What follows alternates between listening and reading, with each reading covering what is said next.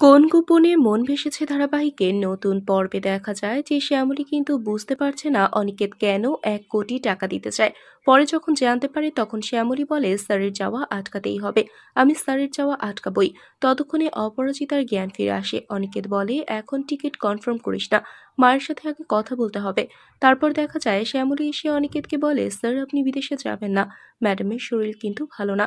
অনিকেত রেগে গিয়ে বলে তুই কি সিম্পেথি আদায় করতে এসেছিস? শ্যামলীকে পাত্তাই দিল না অনিকেত।